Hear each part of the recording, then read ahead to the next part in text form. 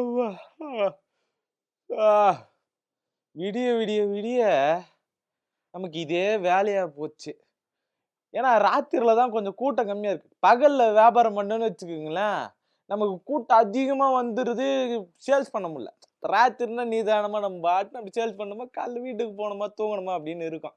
இப்படி பல சம்பவங்கள் இருட்டுக்குள்ளேயே இருக்குது. இருட்டுக்குள்ள இருக்கிற அந்த பல விஷயங்கள வெளிய கொண்டு வர்றதுக்கு தான் நம்ம ஆளுங்க சிபிஐ விசாரணை கேட்டாங்க. சிபிஐ விசாரணைன்றது நான் எத பத்தி பேசுறேன்னு உங்களுக்கு தானா தெரிஞ்சிருக்கும். முதல்ல நான் இத இறக்கி வச்சுட்டு வரேனே.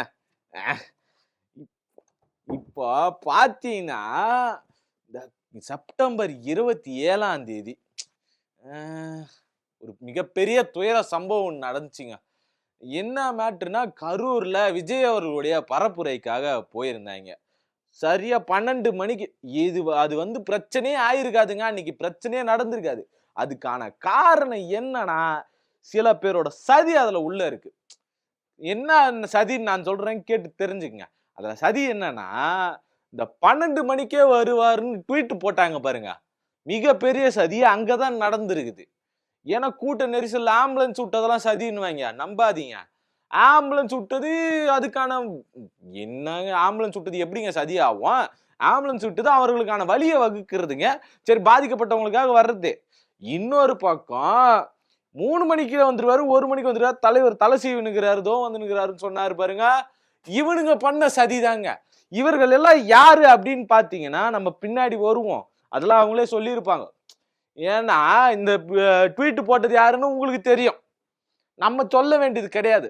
இந்த ட்வீட் போட்டவரு 12 மணிக்கு வருவாருன்னு போட்டு 7 மணிக்கு வந்தாரு பாருங்க. அது லேட் கிடையாது. அப்படி லேட்டா வந்ததுனால இந்த கரூர் சம்பவம் நடக்க கிடையாது. அங்க உள்ள நடந்த சதிகளால தான் இதெல்லாம் நடந்திருக்கு. அப்படி நடந்தும் அன்னைக்கு உடனே போய் மருத்துவமனையில பார்க்காதது சதி கிடையாது. நம்ம இந்த கரூர் சம்பவம் எடுத்துக்கிட்டோம் அப்படின்னா ஒரு படத்தோட நம்ம கனெக்ட் பண்ணி பார்க்கலாங்க. கோன்னு ஒரு படம் வந்துச்சு. கே.வி. ஆனந்த் அவர்களுடைய இயக்கத்துல கோன்னு ஒரு படம் வந்துச்சு. அதுல ஒருத்தர் அந்த வசந்த்ன்ற ஒருத்தர் வந்து சிறுகள்னு ஒரு கட்சியை ஒண்ணு தொடங்கி இருப்பாரு. அவர் பின்னாடி பல இளைஞர்கள் கிளம்பி வந்திருப்பாங்க. அவரெல்லாம் நக்சல் அப்படின்னு சொல்லி மாவோயிஸ்டுகள் சொல்லி வச்சிருப்பாங்க. அவர்களுக்கான உண்மையான வரலாறு அவங்க எல்லாம் தீவிரவாதின்னு சொல்லி மறைக்கப்பட்டது இன்னொரு பக்கம் இருக்கட்டுங்க. அதுக்கு நான் ஒரு நாள் தனி வீடியோ போடுறேன். ஆனா அவர் அந்த மாதிரி சொல்லியிருப்பாங்க. இவருடைய அந்த கட்சி வளர்ச்சி பாத்தீங்கன்னா ரொம்ப அப்படியே ஆளே இல்லாம போயிட்டு இருக்கும். இப்படிலாம் இருக்கும். அங்க ஒரு சம்பவம் நடக்கும். என்னன்னு பாத்தீங்கன்னா, அந்த ஸ்டேஜே வந்து பாம் வச்சு வெடிச்சிரும். ஒரு 30 பேர்கிட்ட இறந்துருவாங்க. இந்த ஆள் திரும்ப சோகத்துல போய் உட்காந்துப்பாரு. அதுக்கப்புறம் திரும்ப மீண்டு எழுந்து வருவாரு. எங்கேயோ கேட்ட மாதிரியே இருக்குதா 30 நாள் போய் இருந்துக்கிறது, 30 பேர் இறந்து போறது, ஒரு பெரிய சம்பவம் இது எல்லாமே எங்கேயோ நடந்த மாதிரி கேக்குதா இருக்குதா? இதோடைய இது அப்படியே நல்லா ஞாபகம் வச்சுங்க இந்த படத்தை. அப்படியே நம்ம அண்ணன் கட்சி ஆரம்பிச்சார்ல, இது அதோட கனெக்ட் பண்ணி பாருங்க. கட்சி ஆரம்பிச்சு 2 வருஷம் வராரு. பெரிய எங்கேயும் பேசப்படல. இல்ல அப்படி சொல்ற முடியாது. கட்சி எல்லா இடத்துலயும் பேசப்பட்டுச்சு. எல்லா இடத்துலயும் பரபரப்பா ஆச்சு. உடனே ஒரு சம்பவம் நடக்குது. கரூருக்கு இவர் லேட்டா வராரு. லேட்டா வர வச்சது, பிளைட் லேட்டா எடுத்தது, நைட் அவரை தூங்க வச்சது எல்லாமே அதுல ஒரு சதியில வருது. நம்ம உன்னிப்பா கவனிக்கணும் இது எல்லாத்தையும். இப்ப லேட்டா வராரு. அங்க ஒரு 41 உசுறு போகுது ஒரே ராத்திரில. என்ன கூட்ட நெரிசல் காரணமா 41 உசுறு போகுது. அதுக்கப்புறம் ஒரு 3 நாள் கழிச்சு இவர் ஒரு வீடியோ போடுறாரு. அதுக்கப்புறம் ஒரு 30 நாள் கழிச்சு தான் போய் அவரை சந்திக்கிறாரு. இது 2 எங்கேயோ கனெக்ட் ஆகுதா? திரும்ப ஒரு 30 நாள் 10 கடந்து அதுக்கப்புறம் இழிஞ்சு வராரா ரொம்ப நாளுக்கு அப்புறம். இந்த பக்கம் இந்த படத்துல பாத்தீங்கன்னா ரொம்ப நாள் இல்ல கட்சியை வேணான்னு விட்டு போயிடுவாரா, திரும்பி வருவாரா, வந்ததுக்கு அப்புறம் இவங்க எல்லாம் நல்லது செய்வாங்க. இது 2 ஏதோ ஒரு இடத்துல கனெக்ட் ஆகுற மாதிரி இருக்கா? சரி சினிமாக்காரர் தானே, எல்லாம் கனெக்ட் ஆகலனா எப்படி? சரி இது ஒரு பக்கம் இருக்கட்டும். நமக்கு இங்க என்ன சொல்றாங்க, அது எப்படி அன்பில் மகேஷ் உடனே வந்தாரு, கண்டிஷனை ஃபாலோ பண்ணுகிற அப்படின்னு எப்படி அவர் நடிச்சாரு? என்ன நடிப்பு தெரியுமா? எங்கால் விஜயோட பயங்கரமா நடிக்கிறாரு புல்லா இவங்க சொல்லியிருந்தாங்க. இது என்ன ஐயா, அவங்க வந்தாங்க, வரலன்னா என்ன சொல்லியிருப்ப இப்படின்றது ஒரு கேள்வி இருக்கு.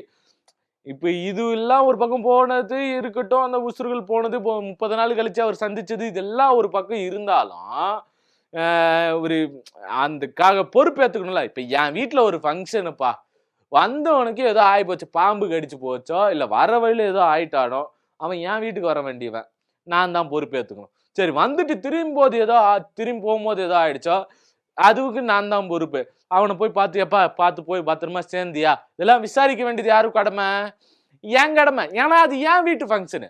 இவங்க யாருமே வந்து அவங்க வீட்டு ஃபங்க்ஷனாவே நினைக்க கிடையாது. அதுக்கான சரியான உதாரணம் நான் சொல்றேன். 3 நாள் கழிச்சு விஜய் அவர்கள் வந்து ஒரு வீடியோ போட்டார்ல, சிஎம் சார் முடிஞ்சா என்னை அரெஸ்ட் பண்ணிக்கங்க. நான் வீட்ல தான் இருப்பேன். இல்ல ஆபீஸ்ல இருப்பேன்.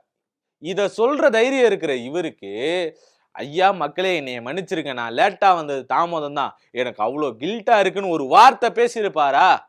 அப்படி நீங்க 1000 அரசியல் பேச நான் பொது தளம்னு வந்துட்டா எல்லாரும் விமர்சிக்க தான் செய்வாங்க. என்ன வேணாலும் பேசுவாங்க. ஆனா அந்த இடத்துல நீ அது செஞ்சிருக்கணும் இல்லையா? இது செய்யல. இதுதான் அவங்களுக்கு அக்கறை இல்லாததுக்கான முதல் வார்த்தை. முதல் விஷயம். இன்னொன்னு புஷி ஆனந்த், ஆதவ் அர்ஜுனா, அப்புறம் இந்த ராஜ்குமார் மேடைக்கு மேடை பேசிட்டு திரியிறாருல, இவங்கெல்லாம் எங்க போனாங்க? 2ஆம் கட்ட தலைவர் தானே ஐயா நீங்க. இன்னைக்கு எல்லா இடத்துலயும் பேட்டி கொடுத்துட்டு இருக்க நிர்மல்குமார் எங்க போனாரு? அந்த மாவட்ட செயலாளர் எங்க? இந்த மாவட்ட செயலாளர் தான் எனக்கு இன்னொரு ஞாபகம் வருது. கோர்ட்ல விசாரிக்கிறாங்க. விசாரணை கமிஷன் அமைச்சு அது கோர்ட்டுக்கு போய் அங்க கோர்ட்ல விசாரிக்கிறாங்க. விசாரிக்கிறப்ப நம்ம புஷி ஆனந்த் என்ன சொல்றாரு பாத்துங்க. ஐயா அதுக்கு பொறுப்பு அந்த மாவட்ட செயலாளர் தான். என்னையா புடிச்சு இழுக்கிறீங்க? எனக்கு அதுக்கு சம்பந்தம் இல்லை. அவர் இட்டாந்து இட்டுன்னு போறதுக்கு தான் எனக்கு பெரிய வேலையா இருக்குது அப்படின்னு சொல்லுங்கிறாரு. இட்டாந்து இட்டுன்னு போனதுக்கெல்லாம் எதுக்குடா எத்தனை கேசியா மேலன்ற மாதிரி அவர் பேசி நின்றாரு. அது பொறுப்பற்ற செயல். இப்போ நான் எனக்கு கல்யாணம்னு வச்சுக்கீங்களேன், எங்க அப்பாவுக்கோ எங்க அம்மாவுக்கோ அதெல்லாம் பொறுப்பு இல்லையா? இதை நம்ம கேட்கணும்ல. இல்ல என் தாத்தா பாட்டிக்கு அதெல்லாம் பொறுப்பு இல்லையா? வந்தவங்க போனவங்க விசாரிக்கணுன்றது பொறுப்பு இல்லையா? இதுவும் நியாயமான விஷயம் தானே. சரி அடுத்து அந்த மாவட்ட செயலாளருக்கு வருவோம். அவர் பேசியாச்சு, இதெல்லாம் வந்தாச்சு. இப்போ அது அன்னைக்கு போராடி சிபிஐ விசாரணைக்கு வந்துட்டாங்க. இந்த சிபிஐ விசாரணை வந்ததே நமக்கு ஒரு பெரிய கேள்விக்குறி தான் வச்சுக்கீங்களேன். ஏன்னா சிபிஐக்கு மாத்தி அதை காலதாமதமாக்கி அந்த கேஸை இல்லாமக்கதான் இவங்க வேலை அப்படின்னு விமர்சிச்சதே யாருன்னு பாத்தீங்கன்னா ஆதவ அர்ஜுனா தான். டிவிகேல சேர்ந்ததுல இருந்து விமர்சிட்டு இருக்காரு. டிவிகேவை ஒரு பக்கம் சொல்லிட்டு தான் இருக்கு. அவரு தான் போய் முறையிட்டு டெல்லிக்கெல்லாம் போய் சிபிஐ விசாரணைக்கு கூட்டின்னு வந்தாரு. சரி சிபிஐ விசாரணைக்கு வந்தீங்களே, அதுக்கு இப்ப கேஸ் நடந்துகிட்டு இருக்கு. 2வது கட்டமா போயிட்டு இருக்கு. இன்னைக்கு 2வது நாளா விசாரிச்சுக்கிட்டு இருக்காங்க. நேத்து ஒரு 8 மணி நேரம் 10 மணி நேரம் விசாரிச்சு அது போக இன்னைக்கு விசாரிச்சுக்கிட்டு இருக்காங்க. விசாரிச்சுட்டு வந்த நம்ம நிர்மல்குமார் அண்ணன் அவர்களை விசாரிச்சப்போ கேள்வி கேட்டிருக்காங்க. அது எல்லாமோ என்னவோ கேட்டிருக்காங்க. வெளியே வந்து பத்திரிகையாளர்களை சந்திச்சு அவர் சொல்லக்கூடிய வார்த்தைகள் என்ன அப்படின்ட்டு பாத்தீங்கன்னா, இவர் வெளியே வந்ததும் கேக்குறாங்க, ஐயா உள்ள என்னெல்லாம் கேட்டாங்க. இப்ப விசாரணை குறித்து எந்த கேள்வியும் கேட்காதீங்க, அது குறித்து பேசுறது பொது வெளியில மீடியால பேசுறது நல்லா இருக்காதுன்றாரு. அப்படி என்ன நல்லா இருக்காது? புடிச்சு உன்னைய கழுவி கழுவி ஊத்துனாங்களா? ஐயா நீங்க தானே சிபிஐ வேணும்னு கேட்டீங்க. அங்க என்ன கேள்வி கேட்டாங்க, அதுக்கு நாங்க என்ன பதில் சொன்னாதானே அது நியாயமா இருக்கும். அப்பதானே இந்த மக்களுக்கு அது தெரியும். நீங்க எல்லாத்தையும் ஒளிச்சே வச்சிருக்கீங்க அப்படின்னா, கிறிஸ்துமஸ் பண்டிகையில விஜய் சொன்ன அந்த ஒலி கிடைக்கும், அந்த ஒலி நம்மளை வழி நடத்தும் சொல்றதுக்கான காரணம் இங்கதான் எனக்கு புரியுது. ஏதோ ஒரு ஒலி இருக்கு, அது உங்களை வழி நடத்துது அப்படின்னு நம்ம புரிஞ்சுக்கணுமா வேணாமா? உடனே நம்ம அணில் எல்லாம் கிளம்பி வந்துருவாங்கயா. என்னன்னு அது எப்படி நீங்க அப்படி பேசிடலாம்? அதுக்கெல்லாம் காரணம் இருக்குல்ல. இந்த காரணம் என்ன நான் சொல்றேன், சதி இருக்குன்னு சொன்னேன்ல, அது எல்லாத்துக்கும் இவங்க சொல்றக்கூடிய சதி என்னன்னு உங்களுக்கே தெரியும். இருந்தாலும் நான் திரும்பவும் சொல்லுவேன். இப்போ இது ஒரு வாட்டி கேட்கறாங்க, அதுக்கப்புறம் திரும்பவும் கேட்கறாங்க என்னன்னு. ஐயா இந்த சில ஆவணங்கள்லாம் ஏகப்பட்ட ஆவணங்கள் இருக்குல்ல, அந்த கேம்பெயின் பண்ண அன்னைக்கு எங்க கிட்ட எக்கச்சக்க ஆவணங்கள் இருக்கு, இது என்ன சதி நடந்திருக்குன்னு. அந்த ஆவணங்கள்லாம் கொடுத்துட்டீங்களா என்ன கேட்டேன். அதுக்கு அப்ப அவரு முதல்ல சமாளிக்கிறாரு. அது வந்து அது குறித்து இங்க பேசுறது இருக்குன்னு சமாளிக்கிறாருங்க. அடுத்து திரும்பவும் கேட்கறாங்க, இந்த ஆவணங்கள் நிறைய இருக்குன்னு சொன்னீங்கல்ல, தேவையான ஆவணங்கள் இருக்கு கொடுக்குறோன்னு. நிருபர் விடாம திரும்பவும் கேட்கிறாரு. இல்ல நிறைய ஆவணங்கள் இருக்கு சொன்னீங்களே அப்படின்னு சொல்லி கேட்கிறாரு. இல்ல அதுக்கு அந்த சம்பந்தத்துக்கு தேவையான ஆவணங்கள்ல இருக்கு, அதெல்லாமே கொடுத்துருக்கோம், நம்புறோம் சரியான தீர்ப்பு. இது சொல்றதுக்கு சமாளிக்கிறது வேலை என்ன தெரியுமா? கோடிக்கணக்கான மக்கள் விஜய் அவர்கள் பின்னாடி இருக்காங்க. மக்கள் வந்து கண்டிப்பா 2026ல விஜய் சிஎம் ஆக்குறாரு. யோ இங்க சம்பவம் என்ன? நான் கேக்குறேன், சம்பவம் என்ன? உன்னை விசாரிச்சிருக்காங்க, அது சம்பந்தமா கேள்வி கேட்கிறோம். எங்க வந்தாலும் விஜய் சிஎம் ஆகணும்ன்ற குறிக்கோள்லயே இருக்கீங்களே, பொறுப்பேத்துக்கணும். இல்ல அந்த பொறுப்புக்கு பதில் சொல்லணும், பொறுப்பா பதில் சொல்லணும்ன்றது கிடையாதா? இல்ல இப்படி பதில் பேச தெரியாதனாலதானே விஜய் உள்ளே இருக்காரா? இப்படின்ற கேள்விலாம் நமக்கெல்லாம் வருமா வராதா? நான் கேட்கல, நான் பொதுவா கேட்கிறேன். நான் சொல்றேன் அப்படின்றதுக்காக நீங்க அப்படியே அதெல்லாம் நம்பிடணும் எல்லாம் கிடையாது. நீங்களும் அதை யோசிச்சு பார்க்கணும். நான் சொல்ற ஆங்கிள்லயும் ஒரு பக்கம் யோசிச்சு பாருங்க, அவங்க ஆங்கிள்லயும் யோசிச்சு பாருங்க. என்ன தப்பு? பெரியார் அன்னைக்கே சொல்லியிருக்காரு. இவங்க கொள்கை தலைவர்னு பெரியாரை வச்சுக்கிட்டு பெரியாரை பத்தி எதுவும் சொல்ல மாட்டாரு. பெரியாரே சொல்லியிருக்காரு, அடே பயலுகளா, நான் சொல்றேன்னு அப்படியே நம்பாதீங்க. நான் சொன்னதையே போய் ஆராய்ச்சி பண்ணுங்க. தப்புன்னா என்கிட்டயே வந்து சொல்லுங்க, தப்பு திருத்திங்கன்னு சொல்லுங்க அப்படின்றது பெரியாரு அன்னைக்கே சொல்லியிருக்காருங்க. அதே மாதிரி நம்ம அவர் செஞ்சிருக்கணுமா இல்லையா? அதே மாதிரி ஆராய்ச்சி பார்த்து தெரிஞ்சுக்கணும். விஜய் ஒரு பக்கம் விட்டுருங்க. இந்த நிர்மல்குமார் கேட்ட கேள்விக்கு இவர் இப்படி மக்களை அவரை சிஎம் ஆக்குவாங்கன்றதான் சொல்லிட்டு இருக்காரு. சரி, அந்த ஆவணங்கள் என்ன, அதை கொடுத்துருக்கீங்களான்னு கேட்டா அதுக்கு பதில் கிடையாது. தேவையானது கொடுத்துருக்கோம்னு சொல்லி சமாளிக்கிறாரு. இன்னொரு பக்கம் என்ன சொல்றாரு அப்படின்னா, இவங்களுடைய வழக்கமான அந்த ஆயுதம் ஒண்ணு இருக்கு. என்ன கேள்வி கேட்டாலும் அதுல இருந்து தப்பிக்கிறதுக்கு இவங்களுக்கான ஆயுதம் என்ன அப்படின்னு பாத்தீங்க அப்படின்னா, காலையில இருந்து நாங்க பாத்துக்கிட்டு இருக்கோம், திமுக சேர்ந்த சில ஊடகங்கள்லாம் என்ன பண்ணுது, இது வேற வகையில திசை திருப்புது, இது அரசியலாக்குது.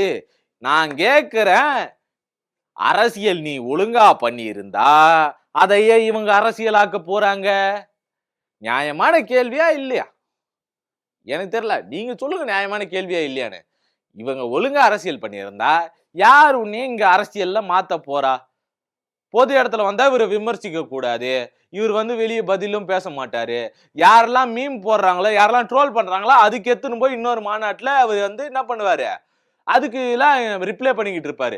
உங்களுடைய செயல் திட்டம் என்ன, இதெல்லாம் சொல்ல மாட்டீங்க. சரி, இந்த கரூர் சம்பவம்ல இறந்தவங்களுக்கு நீங்க என்ன பண்ணீங்க? வீடுக்கு போய் விசாரிச்சிருக்கணும். இதுதான் ஒரு ஒரு மனுஷனா இருந்து செஞ்சிருக்க வேண்டிய விஷயம். திரும்ப அந்த இடத்துக்கு போனா திரும்பவும் கூட்டம் வருமா? ஏன் அனிதாக்கு போகும்போது ஏன் வரல அவ்வளவுக்கு பெரிய கூட்டம்?